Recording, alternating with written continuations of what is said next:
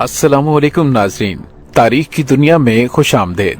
मुझे डॉक्टर अली कहते हैं और आज की वीडियो में हम आपको दिखाने जा रहे हैं कि जब रशियन फौजियों ने पाकिस्तान की जेल से फरार होने की कोशिश की तो उनके साथ क्या हुआ। वीडियो की तफसील में जाने से पहले हमारे चैनल को सब्सक्राइब कर लीजिए और बेल आइकन को जरूर दबा दीजिएगा ताकि हमारी आने वाली वीडियोस सबसे पहले आप तक पहुंच सकें।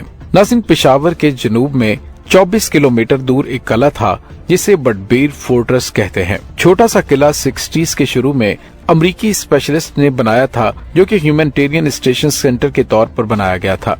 जब सोवियत यूनियन ने अफगानिस्तान पर अटैक किया तो इस जगह को रिफ्यूजी कैंप में तब्दील कर दिया गया, जहां अफगानिस्तान से आए हुए बेघर मुहाजिरों को रखा जाता था। लेकिन जब ऑपरेशन साइक्लोन शुरू किया गया, जो कि CIA और ISI का मुश्तरका प्रोग्राम था कि सोवियत यूनियन के खिलाफ रेजिस्टेंस पैदा करनी है और मुजाहिदीन को ट्रेनिंग देने के लिए कैंप्स बनाने हैं, तो इसी सिलसिले में इस जगह को भी अफगान मुजाहिदीन का मिलिट्री ट्रेनिंग सेंटर बना दिया गया। इस कैंप का कंट्रोल जमात इस्लामी पार्टी को सौंप दिया गया, जो कि most popular group Afghan Mujahideen group में शामिल होते थे, जिसके लीडर बुरहानुद्दीन रब्बानी थे। जबकि इस फोर्ट्रेस या कैंप का मिलिट्री कमांडर अहमद शाह मसूद को बनाया गया था। इस कैंप की हिफाजती दायरे के अंदर कुछ सिंगल स्टोरी मकान और एक छोटी सी मस्जिद, वॉलीबॉल ग्राउंड, फुटबॉल पिच और एक वेयर हाउस जहाँ पर एमुनेशन रखा जाता था। और एक वक्त में 300 मुजाहिदीन वहाँ पर ट्रेंड होते थे, जिनकी असिस्टेंट्स के लिए अमेरिका, चीन, पाकिस्तान और मिस्र से 50 से ज्यादा इंस्ट्रक्टर वहाँ पर लाए गए थे। इस दौरान उस जगह को जंगी कैदियों के लिए जेल के तौर पर भी इस्तेमाल किया जाता रहा। नाज़रीन, अफगानिस्तान से जो सोवियत फौजी पकड़े जाते थे उन्हें वहीं पर लाया जाता था। 1950 में भी यहाँ पर 12 फौजी ट्रूप्स और 40 अफगान सोल्जर्स जंगी कैदी के तौर पर लाए गए थे, लेकिन उन्हें खुफिया तौर पर यहाँ लाया गया था, क्योंकि अगर इसकी खबर दुनिया को हो जाती तो पाकिस्तान और CIA की इस जंग में इन्वॉल्वमेंट दुनिया पर आश्कार हो जाती और सवालात उठते। सोवियत इंटेलिजेंस ऑफिसर्स जानते थे कि उनके फौजी पकड़े गए हैं, लेकिन वो ये नहीं जानते थे कि उन्हें रखा कहाँ गया है, क्योंकि बटबीर फोर्ट्रेस या फिर बदीर कैंप का सेट तो जाहिरी तौर पर अफगान रिफ्यूजीज के लिए था, लेकिन कोई सोच भी नहीं सकता था कि अंदर ही अंदर ये मुजाहिदीन के ट्रेनिंग सेंटर और जेल भी बन चुका था। नाज़रीन, मुख्तसर के उन लाए गए जंगी कैदियों में एक वेक्टर था जिसने कैद में आते ही इसके प्लान बनाना शुरू कर दिए। वेक्टर ने इससे निकलने के लिए मंसूबा बंदी पर गौर करना शुरू कर दिया। ताहम वो कैलाश जेल से बाहर नहीं निकल सकता था, जिसके लिए उसे साथियों की जरूरत थी और साथ ही उसका मुशाहिदा करने की जरूरत थी ताकि वहां से बाहर निकलने का रास्ता बनाया जा सके। उसने आहिस्ता आहिस्ता तमाम कैदियों को जेल तोड़कर भागने के लिए राजी कर लिया। विक्टर का सेकंड कमांड निकोलाई था, जो कि 3 साल से उस जेल में मौजूद था और वहां पर गार्ड से काफी फ्रैंक हो चुका था। इस प्लान का पहला हिस्सा ये था कि किसी तरह तमाम गार्ड्स और दूसरे अवामल का मुशाहिदा किया जाए ताकि बाहर निकलने का रास्ता बन सके। निकोलाई ने इस मकसद के लिए वहां मौजूद गार्ड कमांडेंट से किसी बात पर शर्त रखी। गार्ड कमांडर ने शर्त लगाई थी कि अगर निकोलाई किक मारकर ट्यूबलाइट को तोड़ देगा तो मुजाहिदीन इन कैदियों के साथ फुटबॉल मैच खेलेंगे। तो निकोलाई ने शर्त जीत ली, जिसके नतीजे में अगले दिन उन कैदियों का मुजाहिदीन या फिर गार्ड्स के साथ फुटबॉल मैच रखा गया। और यही वो वक्त था कि जब विक्टर और उसके साथियों ने आसपास की चीजों और गार्ड वगैरह का सही तौर पर मुशाहिदा करना था। नाज़रीन, याद रहे कि मुजाहिदीन ने उन कैदियों के मुश्किल नामों की वजह से उनके इस्लामी नाम रखे हुए थे। किसी का नाम अब्दुल्ला रखा हुआ था, किसी का नाम इस्लामुद्दीन, इसी तरह निकोलाई का नाम अब्दुल रहमान रखा था। अगले दिन फुटबॉल मैच हुआ और इस दौरान सोवियत ट्रूप्स ने गार्ड पोस्ट की तमाम पोजीशंस याद कर ली। अब बारी थी उस प्लान को हतमी शक्ल देने की। विक्टर ने यह भी मुशाहिदा किया कि मगरिब की नमाज के वक्त ज्यादातर गार्ड नमाज पढ़ने के लिए ग्राउंड में बाजमात नमाज पढ़ते हैं और पीछे से 2 या 3 गार्ड्स की ड्यूटी होती है और यही 10 मिनट थे जिसमें वो कुछ कर सकते थे। विक्टर के प्लान के मुताबिक सबसे पहले उन्होंने एमुनेशन डिपो या फिर जहां पर वेपन्स पड़े हुए थे वहां कब्जा करना था। वेपन लेकर इस किले के मेन गेट पर अटैक करना था और यहां से निकल जाना था।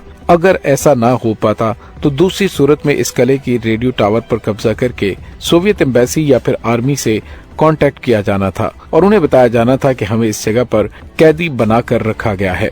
नाज़रीन, शाम का वक्त था जब एक गार्ड कैदियों के ग्रुप के लिए सूप लेकर आया तो उन कैदियों के ग्रुप ने उस गार्ड पर काबू पाकर उसे कत्ल कर दिया اور دوسرے ساتھیوں کو آزاد کرنے سے پہلے پہلے قلعے کے اسلحہ خانے پر قبضہ کر لیا اور ہتھیار لے لیے گئے۔ اس کے بعد مزید 2 گارڈز کو قتل کرنے کے بعد انہوں نے اپنے باقی ساتھیوں کو لاک اپ سے آزاد کر دیا۔ کچھ قیدیوں نے کمفرٹیبل شوٹنگ پوزیشن پر جگہ بنا لی تاکہ دوسری والی پوسٹوں کو نشانہ بنایا جا سکے۔ اس وقت قیدیوں کے ہاتھ میں مشین گنز، مارٹر گولے جو کہ N62 تھے، AK-47 اور اینٹی ٹینک گرنیڈ، یہ تمام تباہ کن ہتھیار ان کے پاس آ چکے تھے۔ اب ایک گروپ نے کنٹرول ٹاور پر قبضہ کرنا تھا اور ایک گروپ نے مین گیٹ پر اٹیک کرنا تھا۔ اس سے پہلے کہ قیدی اگلا قدم اٹھاتے، ایک گارڈ نے انہیں دیکھ لیا اور الارم بجا دیے گئے۔ اب پورے گیریزن میں الارم بج چکے تھے، لیکن خطرے کی بات یہ تھی کہ صورتحال دونوں پارٹیوں کے کنٹرول میں نہیں تھی۔ قیدی بھاری ہتھیاروں پر قبضہ کر چکے تھے اور سوٹیبل پوزیشن لے چکے تھے، جبکہ دوسری طرف چند ہی منٹ میں تمام باغیوں کے راستے بلاک کر دیے گئے، جبکہ دوسری جانب اویلیبل ملٹری فورسز کو بھی بلا کر اس پورے قلعے کو چاروں طرف سے گھیر لیا گیا۔ ناظرین، ان ملٹری فورسز میں ٹینک یونٹس اور اٹلی فورسز بھی شامل تھی، تاہم فورسز کی پوزیشن قیدیوں کے ہاتھ میں تھی، جو کہ واقعی خطرے کی بات تھی۔ مجاہدین کے لیڈر برہان الدین ربانی بھی وہاں پر پہنچ چکے تھے اور کسی بھی ممکنہ کارروائی سے پہلے برہان الدین ربانی نے ان باغیوں سے رابطہ کیا اور کہا کہ اگر آپ سرنڈر کر دیں تو زندہ رہیں گے اور کچھ عرصے تک آپ سب لوگوں کو خود ہی ہم چھوڑ دیں گے۔ لیکن ان سوویت قیدیوں نے ڈیمانڈ کی کہ ہمارا رابطہ سوویت ایمبیسی، ریڈ کراس یا پھر یونائیٹڈ نیشن سے کروایا جائے۔ ظاہر ہے کہ یہ ایسی ڈیمانڈ تھی جو کبھی بھی پوری نہیں کی جا سکتی تھی۔ پاکستان کیسے اپنے پاؤں پر کلہاڑی مارتا کہ ہم افغان وار میں انوالو ہیں؟ صاف ظاہر تھا کہ ڈیمانڈ پوری نہیں ہونے والی تھی اور قیدی بھی کسی صورت سرنڈر نہیں کرنا چاہتے تھے۔ ناظرین، اس کے بعد بہت ہی بھاری فائر کا سلسلہ شروع ہو گیا، ایک دوسرے پر گولیوں کی بارش شروع ہو گئی، ایک کے بعد ایک اٹیک ہونا شروع ہو گیا۔ قیدیوں کے ہاتھ میں ایک پورا ایمونیشن ڈپو تھا، وہ کئی دن تک لڑ سکتے تھے۔ اس فائٹ میں ربانی بھی راکٹ گرنیڈ سے بال بچے تھے۔ صبح تک یہ لڑائی جاری رہی۔ صبح تک دونوں طرف سے بھاری ہتھیار استعمال ہونا شروع ہو گئے تھے۔ ہیوی ارٹلری اور راکٹ لانچز کا استعمال شروع ہو چکا تھا۔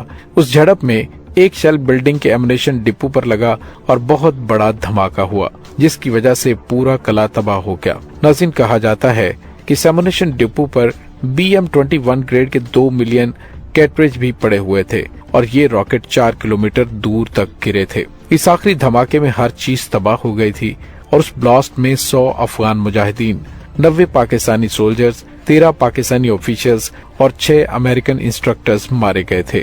دوسری طرف تمام باغیوں میں سے ایک ہی زندہ بچا تھا، جس کا نام رستم تھا۔ اس واقعے کو پاکستان کی طرف سے ہر ممکنہ حد تک چھپانے کی کوشش کی جاتی رہی۔ کسی بھی نیوز پیپر اور مین سٹریم میڈیا کو اس کی کوریج کی اجازت نہ دی گئی، لیکن ایک اخبار نے یہ خبر بریک کر دی اور سوویت یونین کو بھی پتا چل چکا تھا، لیکن ڈیٹیل مانگنے پر پاکستان نے سوویت یونین سے کوئی بھی انفارمیشن شیئر نہ کی اور پاکستانی لیڈرشپ سوویت ریٹیلیشن کے انتظار میں تھی، جو اس وقت نہیں ہوئی تھی۔ جب سوویت یونین ٹوٹ گیا، جنگ ختم ہو گئی، 1992 میں پاکستان نے رشیا سے اس انسیڈنٹ پر انفارمیشن شیئر کی۔ روس اس انسیڈنٹ پر ایک مووی اور ایک ٹی وی سیریل بھی بنا چکا ہے، جو کہ پشاور وارز اور دی فورٹریس ان بیڈبیر کے نام سے ہے۔ تاہم ان موویز میں سے کچھ غلطیاں بھی تھیں، جیسا کہ مجاہدین کو اس میں ظالم دکھایا گیا، AK-47 کی جگہ AK-74 دکھائی گئی، قیدیوں کو کیمپ میں آزادانہ گھومتے دکھایا گیا، جو کہ ممکن نہیں تھا۔ تو ناظرین، امید ہے آپ کو ہماری آج کی یہ ویڈیو پسند آئی ہوگی۔ کمنٹ سیکشن میں اپنے خیالات کا اظہار ضرور کیجیے گا۔ اس کے ساتھ ہی ڈاکٹر علی کو اجازت دیجیے۔ پاک فوج زندہ باد، پاکستان پائندہ باد، پاکستان کے گمنام ہیروز کو سلام، اللہ وارث۔